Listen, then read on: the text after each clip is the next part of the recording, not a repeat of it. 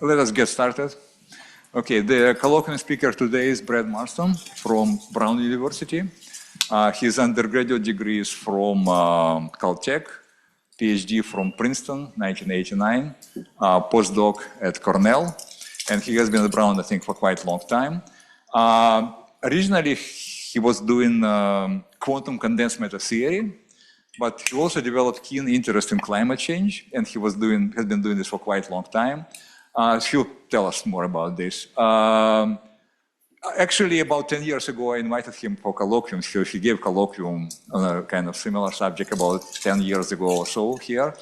But this is another visit. He gave a very good talk, very interesting talk yesterday at JQI. So anyway, so this current year, 2026, he is the president of the elected president of the American Physical Society for this year. So I figured out he will be visiting DC for APS business, and we can use this occasion to hear both of his talks. Okay, so please welcome.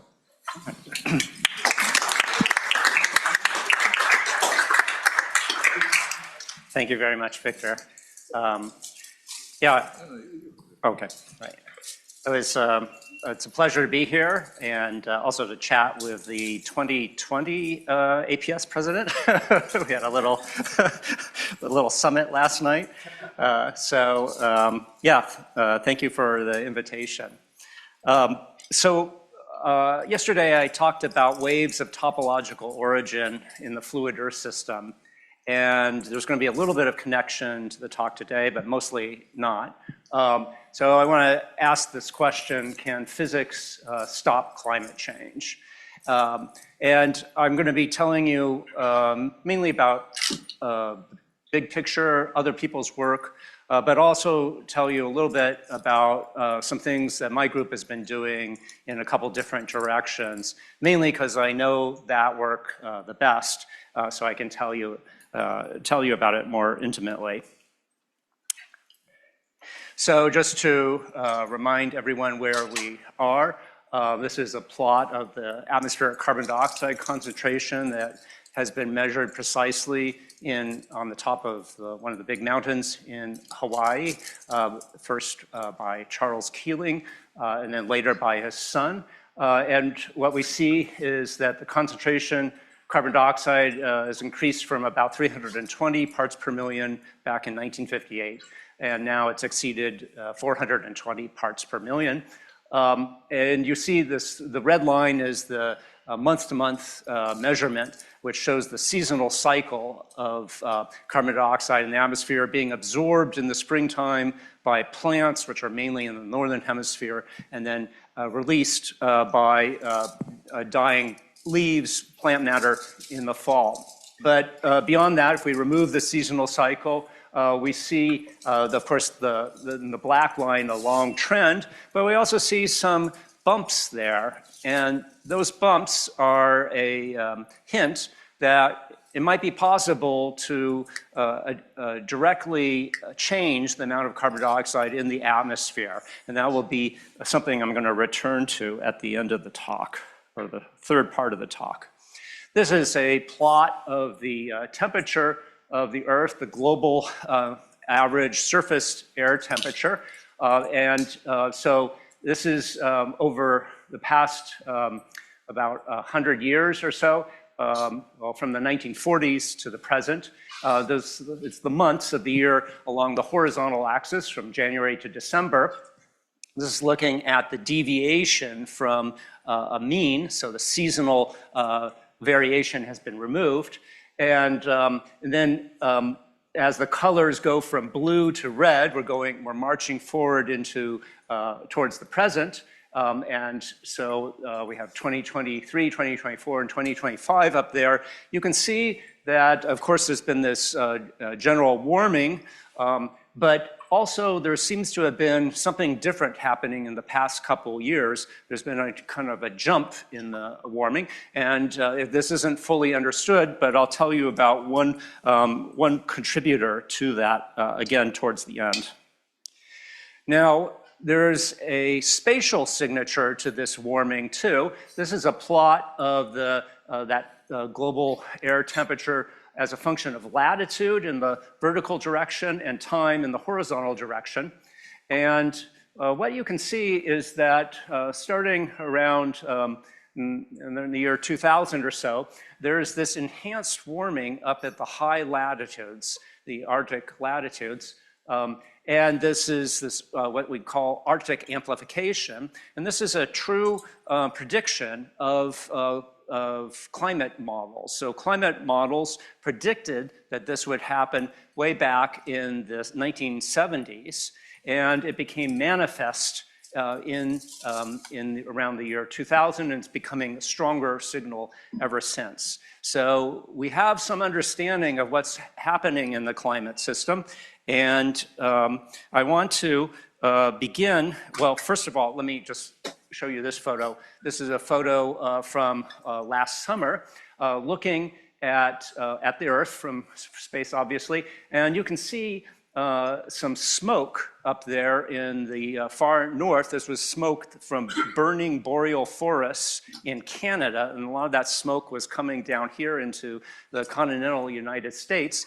Because the Arctic is warming faster than other parts of the planet, that's had a particularly strong impact in these high latitudes and increased the severity of wildfire up in the boreal forests. So a theme of this talk is going to be that physicists can contribute to solving this problem. And so Nature had this article a few years ago, Physicists, Your Planet Needs You. And it was speaking to physicists in sort of what we think of as standard physics disciplines, urging them to think about applying their tools to the climate problem. Now, a lot of climate scientists self-identify as physicists. Maybe they were physics undergraduates and then they went into an atmospheric science program, or maybe they even did a Ph.D. in physics and switched. But this is saying that maybe some new input from other fields of physics could be valuable. All right, so this is basically the outline of the talk. I'm going to spend the first third talking about understanding climate change from a simple kind of blackboard understanding that doesn't require any fancy computer simulations. And then I'm going to address the possibility of reducing carbon emissions with renewable energy technology and also greater efficiencies. And finally, I'll ask the question, can we repair the climate system? So understanding climate change. We're going to begin with the very simplest model for the Earth's temperature. So we have a solar flux coming in to the Earth. So it's the solar constant was 1,360 watts per meter squared. About 30% of it is reflected back out into space, and that's called the albedo. And we'll also return to this at the end of the talk, because we've been making some precision measurements of the albedo in Rhode Island that I'll show you. The rest of that energy is absorbed by the Earth system, heating it up, and then re-radiated ultimately as infrared radiation back out into space. So we have 6 arrows coming in, 6 arrows going out. This is a photograph of my house in Providence, Rhode Island. We have a lot of solar panels on it, and so we're taking advantage of that high quality visible light coming in, so much so that we were able to disconnect from all fossil fuels, natural gas. We use heat pumps to heat the house, heat our hot water. And I was on sabbatical last year. I drove across the country in our Chevy Bolt, and the panels were continuing to produce power while I was doing that. It produced all the power that we needed for our trip across the country and back, and while we were in California. So we're actually carbon negative now. And if we can do it in Providence, Rhode Island, that means that we can do this almost anywhere in the world. So let's calculate the temperature of the Earth using the Stefan-Boltzmann law. Sigma times T to the 4th is going to be the heat radiated back out into space in this simplest model. Planck's constant, interestingly, makes an appearance in that Stefan-Boltzmann constant. So quantum mechanics is needed for even the simplest version of the temperature of the Earth that we're going to calculate. And here's the constant. You can see h cubed in the denominator. And now what we're going to do is equate that solar flux, basically the incoming flux to the outgoing flux in a power balance model. But first I have to take S, the incoming solar flux, and multiply it by 1 minus the albedo, or about 70%, accounting for the fact that 30% is reflected and not absorbed. And then I also have to multiply it by a factor of 1/4. And that's a geometric factor that just has to do with the fact that the Earth presents a disk to the sun, and that disk has an area of pi r squared, but the Earth radiates through all 4 pi r squared because with respect to absolute zero, the temperature on the nighttime and daytime sides are about the same. So in this simplest zero-dimensional model, there's this geometric factor. So we put in the numbers, the solar constant, the albedo, and out comes the temperature of the Earth. We get the right order of magnitude, but the temperature is much too low from human terms, minus 18 degrees Celsius. But actually, you know, it's not so bad. Still, we need to do a little bit more work to figure out what the problem is. And of course, the problem is that we've neglected the atmosphere, and we've neglected the 2 most important greenhouse gases, which are water vapor, which has an electric dipole moment, so it couples strongly to electromagnetic radiation, exciting it into vibrational rotational modes, and carbon dioxide, which although it doesn't have a dipole moment in its ground state, it does when it's vibrating, so it couples to infrared radiation. The main constituents of the atmosphere, oxygen, nitrogen, and argon, only couple very weakly to the infrared radiation because they don't have a dipole moment due to their symmetry. Now, here I want to highlight a pioneer in this field, Eunice Newton-Foote, who was a distant relative of Isaac Newton. And she lived in New England and upstate New York. And she is the person who first figured out that these gases were important in planetary temperature. But she's interesting for another reason, because she was a women's rights advocate. And she participated in the famous Seneca Falls Convention, was mentioned by Susan B. Anthony for her work. And here's a picture of her. We don't know too much about her, but this is her paper that she published in about 1850 on the heat in the sun's rays. And I don't know if you can see up there, she says, thirdly, the highest effect of the sun's rays I have found to be in carbonic acid gas, which was the old-fashioned name for carbon dioxide. And she also realized that water vapor was particularly powerful in intercepting what we now call infrared radiation. She didn't discuss the quality of the light in those terms, but she exposed flasks containing these gases to sunlight and observed the warming. Now, interestingly, only about 1.5 years ago was a rather complete analytical understanding of the absorption of infrared radiation by carbon dioxide worked out by these scientists at Harvard, and they looked at the transitions and identified a Fermi resonance that is due to a near proximity between rotational and vibrational modes in this molecule.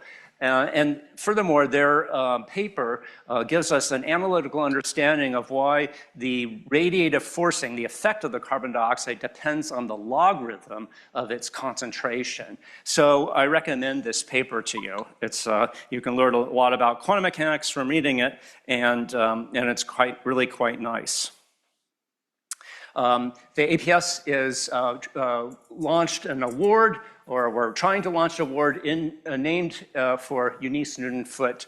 We're raising some funds right now to endow it, which will be given to a early career scientist for impact in climate physics.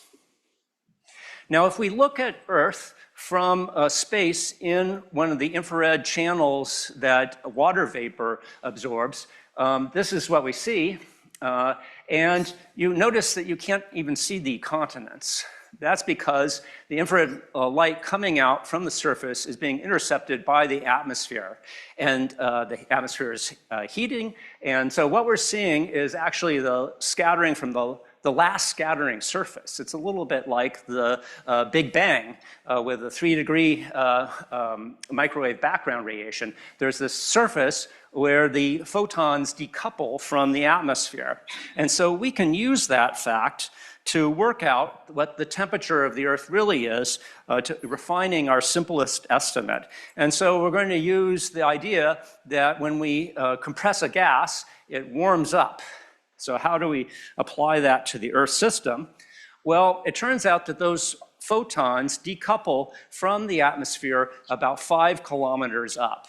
And that's the reason why this infrared observatory on the right is located on top of this mountain in Hawaii, because it's about 5 kilometers up, a little bit less than that, but it can get a clear view of the sky. It can see the infrared photons coming down, and most of the water vapor is at much lower elevation, which you can see in these clouds between the Big Island, and that's probably Maui over there beyond. So let's use that fact, because the way that this works is we use the lapse rate, the fact that the air cools at a rate of about 6.5 degrees Celsius per kilometer. That's due to this adiabatic decompression if we were to raise a parcel of air up. So 12 degrees Fahrenheit, I was giving this talk to a public audience, so I converted things to Fahrenheit. So if we take that minus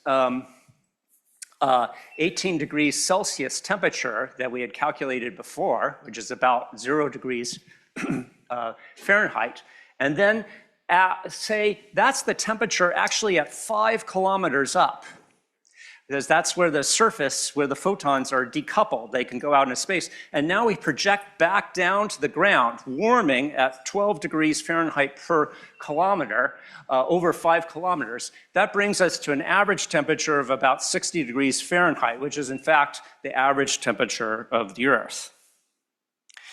Now this reasoning, we can test the validity of this reasoning. Feynman liked to say, if you have a theory based on some experiment, and it agrees with the experiment, well, then you have to test it again against some new experimental data. So let's do that. So if we go up even higher into the atmosphere becomes optically thin. So that means that there's not very much carbon dioxide or water vapor up there, so that the photons are passing through. And if we have a layer up at higher altitudes, then it's heated only from photons that are coming from below, but it can radiate in both directions. It can radiate back out into space or back down. So that means that in our Stefan-Boltzmann law, we have a factor of 2 in the fluxes, and that means that in terms of temperature, we have a factor of 2 to the minus 1/4 that we need to insert to calculate the temperature. So now we take that black body temperature, which is 255 K, that was the minus 18 Celsius, multiply it by 2 to the minus 1/4, we get minus 60 Celsius. So next time you're flying on a transcontinental trip or going across the Atlantic, tune in on the flight monitor in front of you on your seat and look at the temperature. It will be minus 60 degrees Celsius, because you're in this optically thin region of the atmosphere, one of the coldest parts of the atmosphere. And that is, there's very little variation at that point, because there's no clouds up there, and you'll invariably be very close to minus 60 Celsius. So it's a very nice verification. Now we'd like to see how much the climate will change due to the addition of all that carbon dioxide that we saw. So we can use this formula to estimate that. So the carbon dioxide will double to about 550 parts per million sometime later this century, unless something really drastic happens. We're already at 425 or so parts per million. And when that happens, the height of that surface where the infrared photons decouple from the atmosphere will increase by about 150 meters. You can estimate that from the formulas given in that paper that I showed earlier. So that's going to raise the height from 5 to 5.15 kilometers. So now we repeat our calculation, and we find that there will be about a 1 degree Celsius warming due to that additional carbon dioxide. Now, if it was just 1 degree Celsius, that wouldn't be so much of a concern, but the problem is that there are various feedbacks that will amplify that up to several degrees Celsius, and the most important of which is that as the Earth warms, more water vapor will go into the atmosphere, evaporating from the oceans. So we actually expect several degrees Celsius warming. This is a plot from the IPCC, the Intergovernmental Panel on Climate Change, from 25 years ago, looking at a projection of what the temperature of the Earth will be doing. So the data that you're seeing now are from 1000 up to 2000. So that's reconstructions of the Earth's temperature from tree rings and ice cores and various other sources. And the reason I'm showing you this old projection is that it hasn't changed. It hasn't changed. If you look at the most recent IPCC report, it's very much the same, maybe slight changes. It hasn't changed because it depends only on this simple physics that I just outlined for you. And this is what the projection looks like. And most of the uncertainty here is not due to our limitations of our modeling of the system with, say, a complicated computer model, but because we don't know how much carbon dioxide people will be adding to the atmosphere this century. So most of the uncertainty is in that and not in the modeling projection. Now, yesterday I gave a talk on, so that was all basic physics.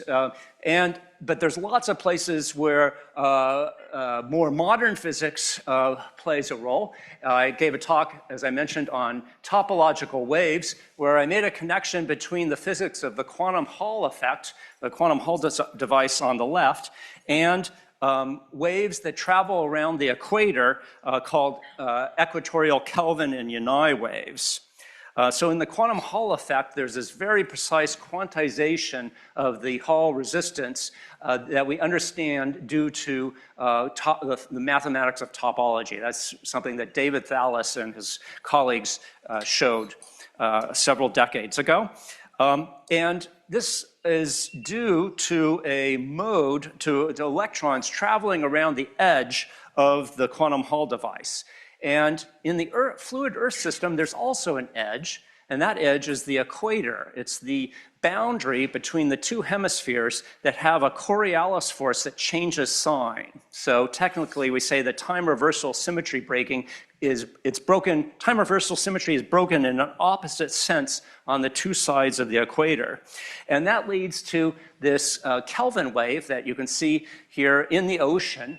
And when there's a pool of warm water, that reddish region is warmer water that rises a bit because the water expands. Then we're in the El Nino phase, and that has worldwide effects on the climate. Right now we're in the La Nina phase, which may be partly partly explain why the climate this winter in the East Coast has been very different than the previous 3 winters when we were in the La Nina phase.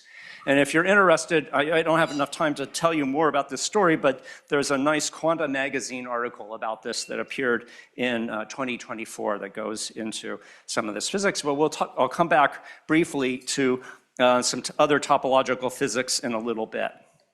So let me just address now for a moment the current cold outbreak. And let's take a look at the present state of the atmosphere. So which I have to, forgot to sign into the internet here, Edgeroom. This update. So this is a live reconstruction of the current state of the climate. And let me reload this.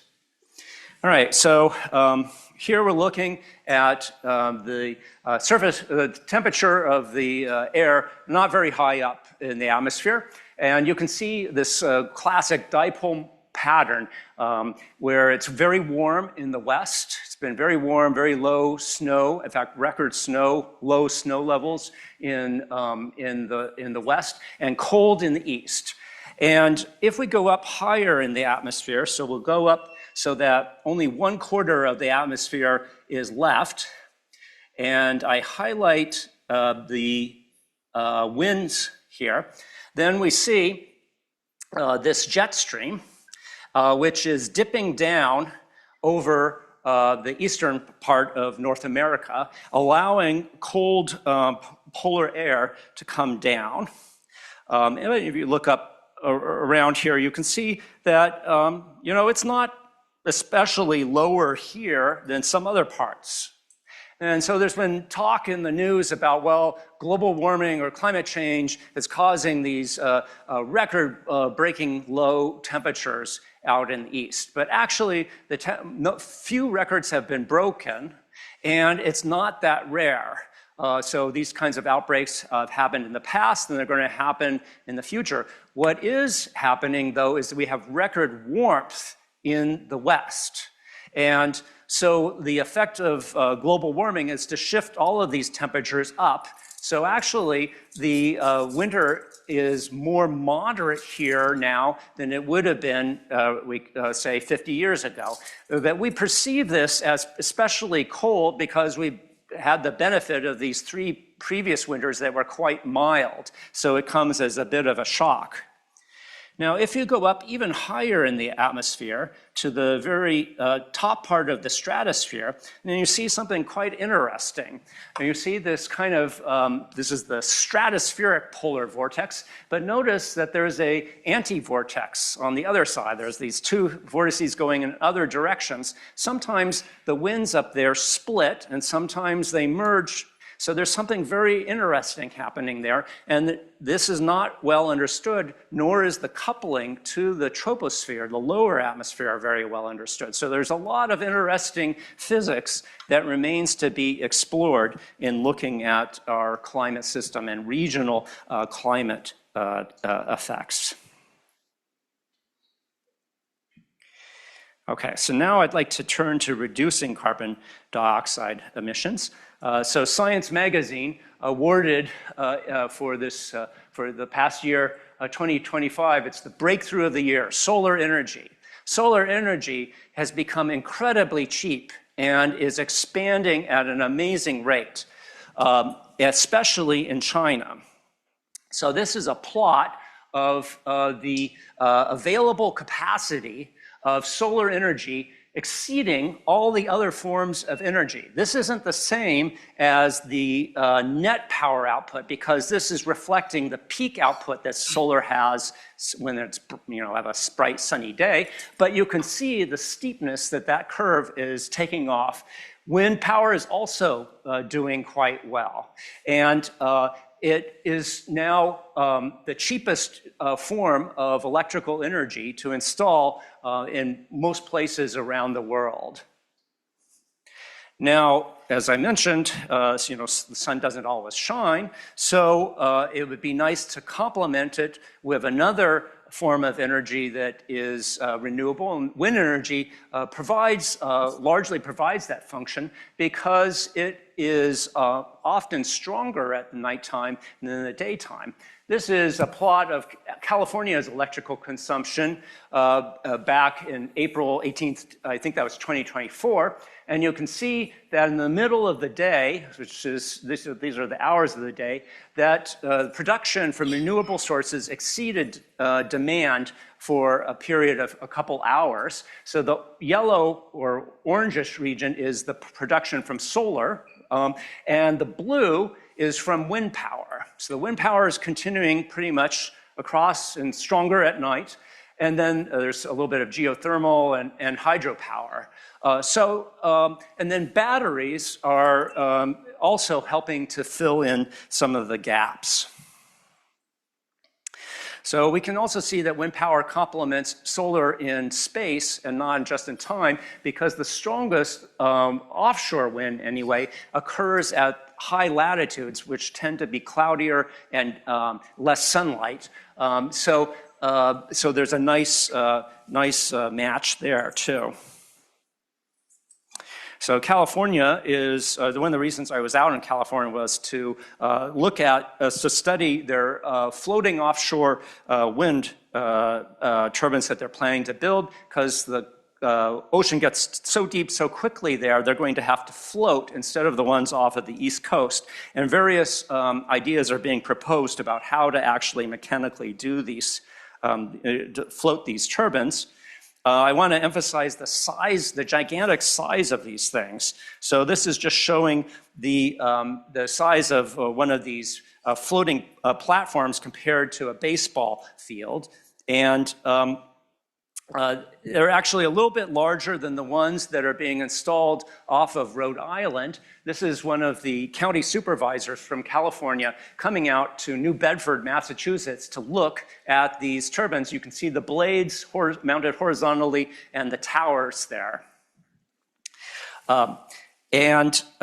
So they're so tall that they can't be installed in most places, because most bays have bridges in front of them that would block bringing them out to the ocean. So they're so tall, they can't pass under the Golden Gate Bridge. They can't even, they're taller than the towers of the Golden Gate Bridge.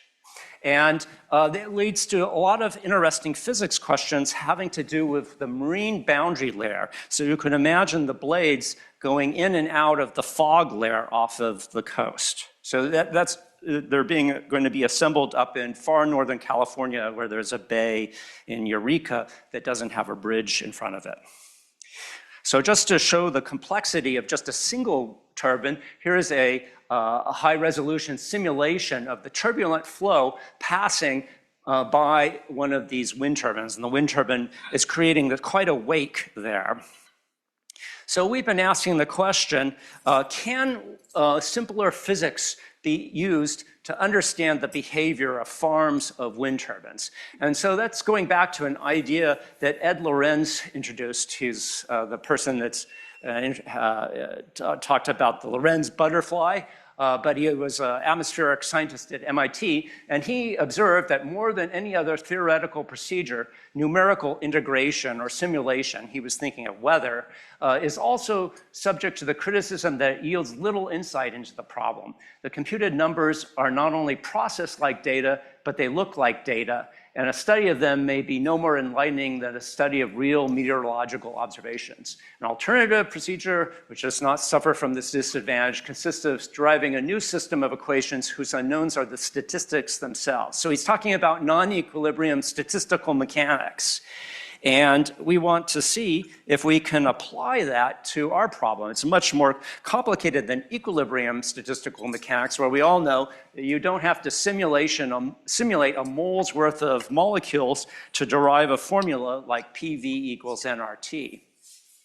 Nevertheless, so we've been doing that, and one of my graduate students has been able to run simulations of the turbulent flow past a bunch of wind turbines on a laptop that was trained using supercomputer simulations. But that training was reduced into a reduced model description using a Fokker-Planck equation to describe the statistics of those turbines. And we're learning whether we can use this now as a tool. What I'd like to be able to do is to hand an engineer in the field this laptop where they could reconfigure the wind turbines and see how that affects the energy production. Another direction that we're taking is to look at the role of waves of topological origin in plasmas. So here we are at the basic plasma science facility at UCLA. The man on the left, Troy Carter, was the director of this facility, but he just left to go to Oak Ridge National Lab to lead their fusion energy efforts. And we predicted the existence of a new kind of wave in a magnetized plasma that has a topological origin. We're using this machine to do experiments to look for the wave. I'll be going back for a couple weeks with my partners to do some more observations. Those flashes of light are the plasma, and these are probes that can go in to this machine. The pink coils are the solenoid. And this is just showing one of these electromagnetic waves spiraling around the core of plasma that we think is the wave that we predicted, but we want to do some more tests. And these kinds of insights might lead to new or better efforts at fusion energy. And finally, let me say that on the efficiency side, there are a number of physicists who are working on new approaches to machine learning to do away with these gigantically energy expensive GPUs that are currently used for AI, using analog electronics in various forms. I just learned that some of your colleagues here are working on some efforts along those lines. So there's possibilities of 100-fold or even more improvements in efficiency by avoiding doing these sort of traditional digital calculations. All right, so now I'm at the last part of the talk. I want to touch on the question of whether we can repair the climate system. So, I was recently part of an effort by the APS to study one of the approaches to repairing the climate system called atmospheric carbon removal. Can we remove some of the carbon dioxide from the atmosphere? The other main approach is called solar geoengineering or solar radiation management. And I'll just have a few words to say about that at the end. This is less controversial than that because we're attacking the problem directly. We're trying to see, can we remove carbon dioxide from the atmosphere? It's very hard, but let me give you a feeling for this. So our lead author was Waddy Taylor at MIT, who's the co-author of a famous book on the physics of energy. Bob Rosner, who was a former director of Argonne National Lab and also a former APS president. And Jonathan Wurtel, who is at Berkeley, and he's been working at CERN. He's the person who's led the team that's trapped anti-hydrogen in a bottle and shown that the anti-hydrogen drops in a gravity field and doesn't go up. So it would have been quite a surprise if it had floated up, but there were some people who were predicting that. All right, so here's the kind of a schematic of the carbon cycle. And on the left, that big blue arrow up there is the emissions of carbon dioxide, or it's really carbon, 9.6 billion tons of carbon per year from burning oil, gas, and coal. And then some of it is absorbed into the land and into the ocean, roughly about equally. That absorbs naturally about half of our emissions. And then there's various other processes going on. But I want you to remember that 9.6 number, which if we convert it to carbon dioxide, the mass of carbon dioxide, which carbon dioxide has the 2 extra oxygen atoms, so it has a molecular weight of 44 instead of 12 for the carbon. That works out to be 36 billion tons of carbon dioxide per year that's being emitted by our activities. So there's a number of strategies to try to remove carbon dioxide from the atmosphere. And I'll talk about each of these. On the far left, DAC, direct air capture, is building machines to use energy to absorb the carbon dioxide from the atmosphere. Then there's ecologically based carbon dioxide removal, CDR, like letting forests grow. And up above, ERW, enhanced rock weather. And I want to tell you about some experiments we're doing in Rhode Island. for that. And then ocean alkalinity enhancement, which is closely related, is to try to enhance the ability of the ocean to absorb carbon dioxide. So let's begin with direct air capture. And the analogy I want you to think of is if you had a boat that was filling with water and you had a sponge, you could use that sponge to soak up the water and squeeze it overboard and repeat that using the sponge over and over again. Each time you have to expend some energy to do that. And so here we're using a machine to absorb the carbon dioxide from the atmosphere, expending some energy doing so, and then making a concentrated stream of the carbon dioxide that can then be sent to a reservoir underground or perhaps reacted with some rocks. This requires a huge amount of energy. There is a thermodynamic minimum amount of energy just coming from concentrating that carbon dioxide from the 420 parts per million to a million parts per million, or 1 atmosphere. And if we just apply standard thermodynamics or statistical mechanics, that works out to 120 kilowatt hours per ton of CO2. So that is a lot of energy, and that means that at a very minimum, to remove 1 gigaton of carbon dioxide would require 14 gigawatt years. So think about 14 nuclear reactors running for a year to remove that billion tons of carbon dioxide, which is only 3% of emissions. But that's not really realistic because of inefficiencies in this process. Probably it's going to take 3 to 10 times as much energy as that. So say 42 to 140 gigawatt years. The blue bar on the right is the electrical energy production of the entire United States. So a very large cost in energy just to concentrate the carbon dioxide. Nevertheless, these kinds of machines are being built. Here's one of them, probably the best known one in Iceland. It's located in Iceland because there's geothermal energy that's cheap and abundant. And there's also hot rock so that the concentrated stream of carbon dioxide can be sent into the hot basalt and react with it to form carbonates. So this machine can remove, or it's promised that it will remove 36,000 tons of carbon dioxide per year. So you would need 1 million of these to remove all of our carbon emissions. And this is in one of the most favorable locations.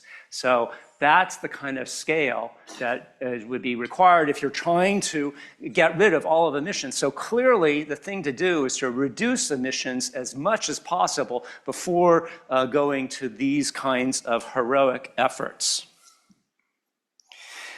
I've been more interested in natural analogs of for removing carbon dioxide. So nature removes carbon dioxide, and one of the ways it does that is through rock weathering, does that on geological timescales. This is a mountain in California called Marble Mountain. It's basically limestone, and when carbon dioxide dissolves in rainwater, it forms carbonic acid, the same carbonic acid that Eunice Foote talked about. That will react with the calcium carbonate of the limestone to make bicarbonate ions, this HCO3-. And it is hoped that that will flow into rivers and then out into the ocean and not precipitate as limestone, reversing this process on relevant timescales of, say, 1,000 years or so. And here on this mountain, this snowbank that's melting, you can see these rivulets coming down, and on the surface, it's carved channels because it's etched away into the limestone. In fact, the whole mountain has caves spread throughout it because of this kind of process, this chemical reaction. So now it's an exothermic process. So it isn't really energy limited, it's material limited. We need to use large amounts of material and grind it up to increase its surface area so that it'll react fast enough to be relevant for a human time scale. And so now, if we wanted to remove that 1 gigaton of carbon dioxide, again, just 3% of annual emissions, we would need about a gigaton of material, a little bit more because of the extra atoms there. So just from stoichiometry. But more realistically, maybe we would need 3 to 15 gigatons due to inefficiencies and losses in the system. On the far right is the current production of crushed rock in the United States, 1.5 gigatons of crushed stone, mainly for roads and construction. So the idea is you would mine this stuff, grind it up, and spread it maybe on farm soil. Or you could spread it in the ocean to try to change the ocean chemistry to make it more amenable to absorbing carbon dioxide. The pH of the ocean has changed from about 8 to 8.2 or so due to the increased carbon dioxide concentration, and this would try to reverse that. And the quantity, the chemical quantity that we always talk about is something called alkalinity. It's basically the concentration of these, it's a charge-weighted concentration of these cations and anions, which drives this bicarbonate ion, which is the key to trapping this carbon dioxide. So once we're talking about the ocean, we have to think about the complicated ocean circulation. And this is an open system, making it more challenging to monitor and verify that it's doing what we want it to do compared to the direct air capture. So that's the drawback, one of the main drawback of these kinds of approaches.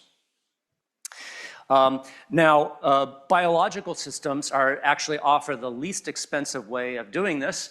Up in the city of Arcata in California, which is among redwood trees, they have a city forest that is second growth redwoods, and the redwoods are now quite mature, and that's the state where the trees are absorbing as much carbon dioxide as they do. And so if you want, you can go to their website and purchase a carbon credit for $37 for a metric ton of carbon dioxide. So if you fly across the country and back, that might be 2 tons of carbon dioxide. So you could pay Arcata $72 to compensate. So they'll preserve the forest, more of the forest with that money. Now, this leads to all sorts of questions about the durability of this kind of storage. You know, if there's been forest fires in the redwoods even nowadays. In Big Basin, there was a big fire, although most of the redwoods survived. Somebody later, you know, maybe ownership will be transferred at some point and these trees will be cut down. So it's not, you know, it's not a perfect thing, and a lot of care has to be taken to verify that this actually will work. So let me return to the sudden increase in temperature recently that was particularly evident in 2023 and 2024. One possible reason for this, and it's not surely can't be the only reason, is that a treaty came into force that said that ships that were being used to transport goods across the ocean had to switch to cleaner fuels. And by switching to cleaner fuels, what happened is that the trails that these ships left nucleating low clouds, you can see this, I think, off of the coast of Spain here, are reduced. And because there are fewer clouds that have been created by these particles, then the Earth is now absorbing more sunlight. And estimates can be made about how big of an effect this is, and it probably accounts for a couple tenths of a degree. So that brings me to the final topic, which is this solar radiation management. Even in the case of reforestation, you can see here that these redwood trees, if they were encouraged to spread over the grassland, they're much darker than the grass. And so they'll absorb more carbon dioxide, and it's estimated that that can cancel out about 30% of the benefit from absorbing the carbon dioxide in the trees.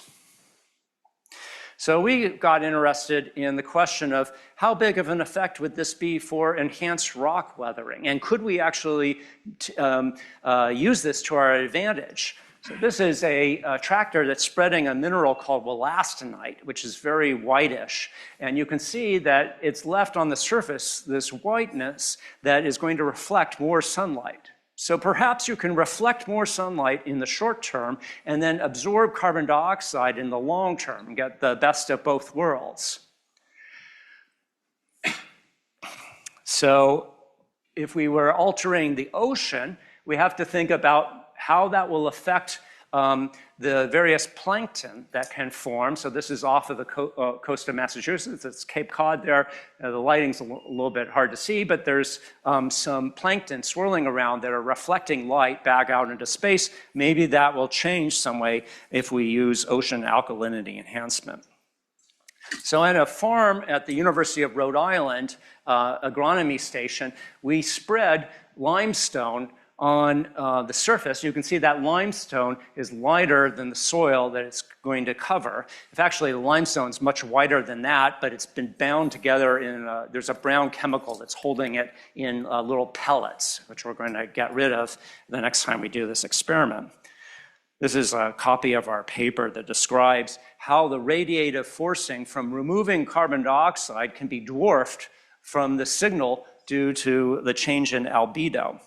So I have purchased and built a very sensitive albedometer. It looks at the flux of light coming down from the sky and coming back up from the earth and takes the ratio. And I've been making measurements at this farm and found that before, if I compare before and after at the farm, that there's a signal in the albedo, which is dominant over the presumed carbon dioxide removal. And actually, going back and looking at the field from space, here's a view of it on November 14th of last year. We put down the limestone on November 18th, and then there's another satellite view on November 27th. And where the arrow is where our field is. You can see a slight brightening there, which is consistent with the albedo measurements. And if we can learn how to use the satellite accurately by ground truthing it with our albedometer, then that will be much easier than doing that measurement, which, I was hauling this very expensive instrument out into this field, trying desperately to keep from falling in the mud. And so I'd really prefer to use the satellite to do it all at once. So can physics stop climate change? I really should ask the question, can science and engineering stop climate change? Because there was an awful lot of chemistry, engineering, biology, atmospheric science. It's really all of this together, not to mention social sciences, how humans are going to behave. I would say that science and engineering by themselves cannot do this. So a change in human behavior is required. But science and engineering, I think, probably can be an important tool in reaching a more sustainable world. So thank you for your attention, and join the APS if you haven't already.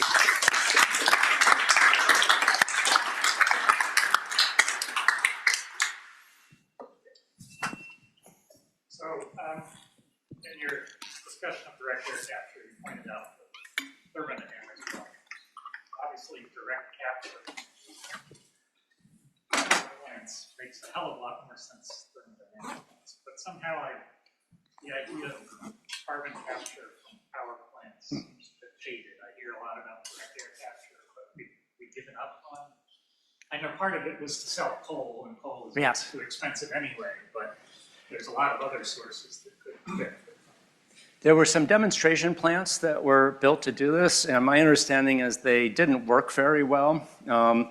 I'm not really sure why, but I think the pollution stream is not just carbon dioxide. You have to deal with all sorts of other things. But then there's the philosophical point that this is just throwing a lifeline to carbon intensive technologies, and so so there's a little bit of well, quite a bit of hesitancy in some quarters to move in that direction. So, yeah, that having that concentrated stream could be very useful. And in fact, there's a company that is considering using limestone, putting limestone reactors on board on ships to take the exhaust and react with the limestone and put the bicarbonates into the ocean. So that is a kind of, that's something that's very hard to replace. It's very hard to imagine these giant ships being powered by batteries across the ocean. So for some uses like that, maybe it's an appropriate technology. So one question that you didn't deal with, and that's just the politics of this. I mean, obviously, the technology, is great, but we have a president who declares that, global warming is a hoax, and of course he's right, but the glaciers are in on it. And the question, though, is in an environment where you have a president who is against all forms of renewables, particularly wind, because it ruins the views at his golf courses or something. How do we even take seriously any of these technological attempts? Well, I think we play the long game. So I acknowledge funding from the DOE at the start of my talk, which was for our wind research. But our grant wasn't renewed, and we were told by the program officer that the science was great, but no renewable energy grants were funded because of the priorities. But we're persisting, and I'm not going to, take no for an answer. So, and I think that, things are tough here right now, but we just have to tough it out and keep going as best we can. A judge recently lifted all of the orders blocking the completion of those wind turbines off of the coast. I flew in to Rhode Island a couple of months ago. They were already turning. They're just waiting to produce power, and so it's just insane to waste that resource. Thank you, Brad. That was a brilliant presentation. And you actually just answered one of my questions, which is what's going on with those wind farms off of the coast, because we all had heard about that. But I have, a compliment. That's the first time I've actually seen Fourier's calculation of the temperature balance. I've known about it for years, but that's the first time, so I appreciate actually seeing it for the first time. My real question has to do with the following. You pointed out that there was latitude dependence as you look at some of the graphs of the temperature, but are there also longitudinal dependencies, particularly with respect to that object that looked like the surface of last scattering?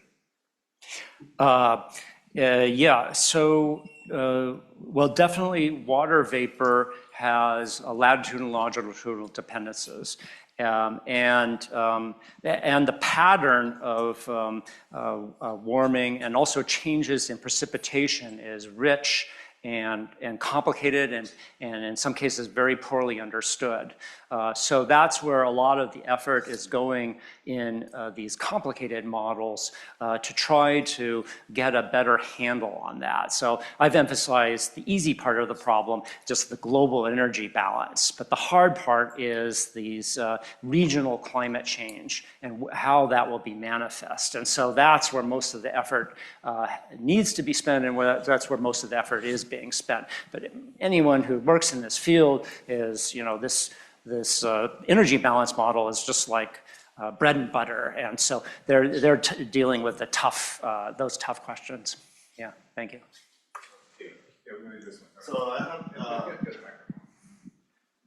So the question I have is more on the ethical side. Is that climate change is a natural process of the evolution of Earth. Suppose that you have infinite amount of money, and you can stop the climate change. So when there are subsystems within Earth that depend on the, the plankton, the cyanobacteria, stuff that are correlated. So if you compare the lifetime of humans and the life and the scale of the, like all these subsystems have time to adapt to this change.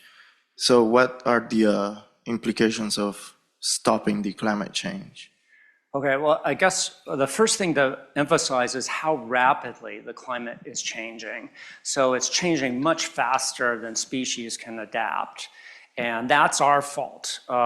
It's true that the climate has changed vastly over very long time scales. Just think going back to, say, the Roman Empire 2,000 years ago. So that's 100 human generations, right? Climate wasn't so different back then, but that's a really long period of time from a human point of view. And yet now we're in just the past few decades having this big impact. And it's going to affect biodiversity. We're going to lose more species because of that. And then once they're gone, they're gone. So I would say that ethically, thinking about the broader natural world, not just human beings, to me, it's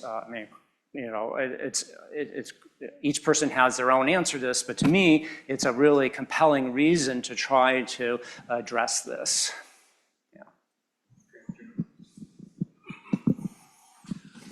So over the years, I think all of us have watched as solar as well as wind have just shot up dramatically.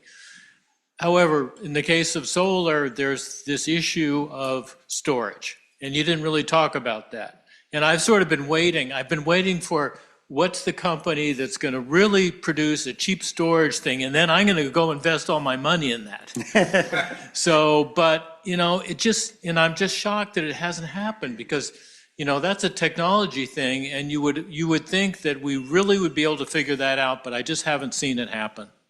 Right. So here is another view of that California energy production. And in that box, you can see that batteries are already providing a significant fraction of the energy for that day. And that's only increasing as these large battery storages are set up. So, Do you really think, it just seems like lithium batteries don't make sense to me in terms of this huge storage capacity. Am I wrong about that? These are lithium batteries, I realize they are. but there are other technologies that are being developed using sodium, which is heavier, so it's good for building stationary storage. And there's also something called a flow battery, where the electrolyte circulates. So there's a lot of effort going into this. Now, if, on the East Coast, so my house is heated by heat pumps right now. At the moment, we're not producing any solar energy because our solar panels are covered with snow.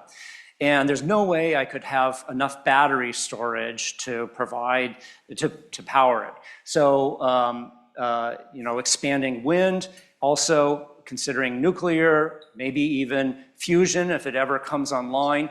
These things, it's going to be a kind of mosaic of different low carbon technologies that's going to be required, and more transmission from energy rich regions. Okay. So maybe we'll start with this. Okay. We have built a vast system for putting carbon dioxide into the atmosphere. And it seems to me you're proposing to build another vast system to take it out of the atmosphere. And this seems to me inefficient. And so I'm hesitant about embarking upon this path of having two giant systems for putting it in and taking it out. Yeah, so am I. So that's why I emphasize that emission reductions has to be our number 1, 2, and 3 priority. But right now we're just doing research on these other efforts because even if we were to cut off all emissions right now, the carbon dioxide level would stay steady for thousands of years. And so we have global warming locked in. So that's one of the reasons to think about these carbon removal technologies.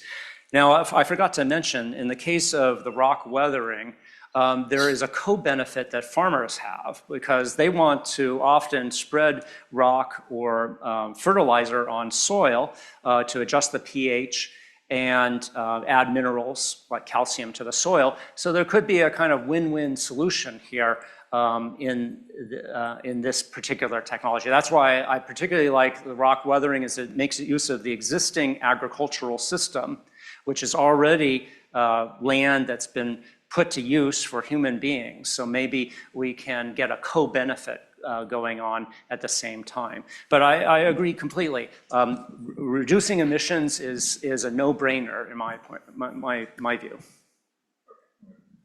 So thank you for this really nice talk. So I have a follow-up question to Jim Gates' question about regional fluctuations and climate change. And so you mentioned like one of the big benefits of spreading rock on soil is it changes the albedo. And obviously that change in albedo is very localized. What is kind of the radius of effect of like the effect on temperature of a change in albedo? Like if, say, the US did this on US farmland, does that produce an appreciable change in temperatures outside of the US, or is it localized to like a country size or a state size or a continent size? Right. Yeah, good question. So we're used to this effect because we're used to in cities that the surfaces have different temperatures. You have a really dark asphalt that can get really hot. You have a white cement, maybe cooler. Maybe having white roofs is good. So if you want to use, this is called surface albedo enhancement. If you want to affect the global temperature, then you have to use a large fraction of the land surface to modify it in this way. But you also have to do that if you want to remove carbon dioxide with this crushed rock. So this, like the direct air capture, is one of these things that is of mind-boggling scale, right? So it's very difficult. Now, so otherwise you just get these regional effects, and you might worry about how that might affect the weather locally. There might be some bad side effects, and that's something that needs to be looked at more. That's especially true with the idea of stratospheric aerosol injection, which is much easier to do. Just a little bit of sulfur dioxide injected into the stratosphere can have a much greater effect. But then there are all these worries about different consequences that can have. And then once you start doing that, going down that path, you're kind of committed to doing that because it doesn't address the fundamental problem of carbon dioxide going up. So your question is really pertinent, and more research is necessary. So it looks like the behavior side of things is the most efficient way of dealing with this problem. Are there ways in which scientists and engineers can help with the behavioral science, connect these two? If you know any, let me know. Yeah, I mean, our whole economy is geared to consumption, right? And although Victor was showing me earlier today that the rise of technology has possibly decreased birth rates because everyone's looking at their iPhone instead of procreating. So there might be, that is a way of, perhaps reducing consumption in surprising ways. But, I lack the wisdom to answer that question. Yeah, I wish I had that answer. Okay, thanks for a great talk. I have a comment and a question. My comment is a follow-up to the question the young man in the front asked. I teach this subject on campus, and we met for the first day today because of the snow. Okay. And I told my class that this is really important for the most important people in their lives, and I paused for effect, and I said, your grandchildren. Mm-hmm. It's really the time scale of the, students' grandchildren that this really manifests. That's my comment. My question, I was going to ask about SAI, but you already talked a little bit about that. So I'll ask my another question, which is for physics community, solar energy generation in space. Roger Angel at Arizona State, somewhere in Arizona, did a lot of work on this. It looked feasible energetically, engineering, but it costs a huge amount. That's one thing you didn't touch yet. Do you have any comments on that, whether that's worth pursuing? You know, I know Harry Atwater at Caltech has been working on that. I haven't looked into it. In fact, so I really don't know if the numbers make sense. There's so many things I didn't touch on in this talk. So don't take it as this is some comprehensive overview. I'm trying to give you a flavor for things, but there's all sorts of ideas out there that I haven't had time to talk about. Okay, so. Yeah, I just had a quick question coming back to the storage question. I recently read an article about liquefying carbon dioxide as a storage method and then using the pressure when it evaporates to run turbines. Is that, do you know anything about that, and is it promising? I hadn't heard that, but there have been investigations of using compressed air in natural caves. And so it's sort of the similar idea to using reservoirs, pumping water uphill and then taking down, which is being used in some places, especially in Norway. So there's various ideas along those lines for storage. And so obviously, economics is of crucial importance in any of these energy technologies. So it's really a conversation between economics and engineering. And I think that a lot of those technologies are pretty well understood from an engineering point of view. So I've been less interested in them as I've been kind of thinking about new ways that physics could contribute. But they are certainly important things to think about. I had a question about natural feedback loops. You mentioned, for example, with an increase in temperature, you have an increase in the amount of water vapor in the atmosphere and therefore more heating from that. I was wondering then, water vapor is no doubt related, I guess, to the albedo if there's clouds and such. So what is the expected change then in the albedo, not from say personal processes like spreading rocks, but just from these feedback loops? Yeah, so that is a very important question. The effect of how clouds will change in a changing climate, and in particular their effect on the radiative balance of the Earth.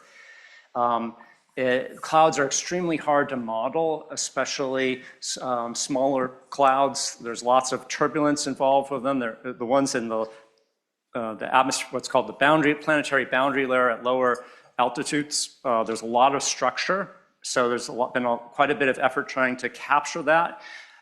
So the range of uncertainty on their radiative forcing ranges from negative to positive, mostly on the positive side.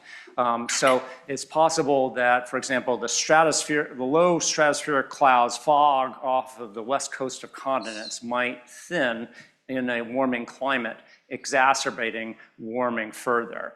But clouds are also at high altitudes, they can behave differently, so that's a whole conversation. But it is an extremely important question. And that's what that Nature article actually was trying to direct physicists' attention to, was thinking about cloud physics.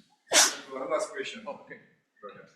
Hi, thanks. I have maybe a question connecting this talk to your APS presidency work. And so one thought I had is, as a physicist, one of the most important things that I do is travel around and give talks at different places, go to conferences, but also that might be one of the larger CO2 contributions with all the flights and everything like that.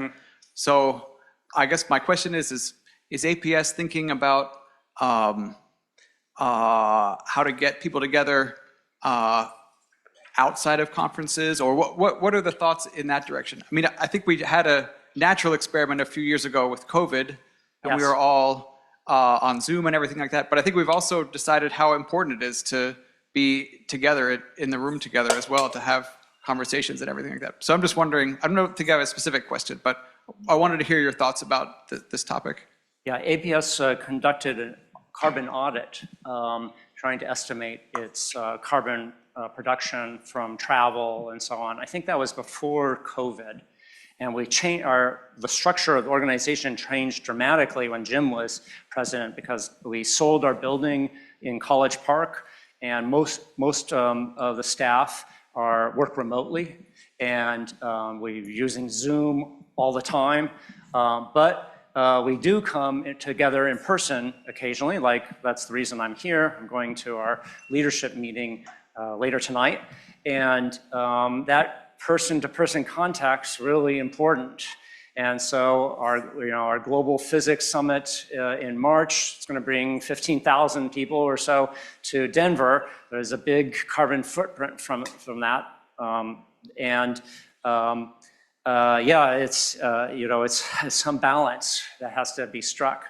So I found participating in these kinds of meetings by Zoom very unsatisfactory, but just for myself. So I really crave that contact that can help prevent misunderstandings, just being in the presence of somebody else.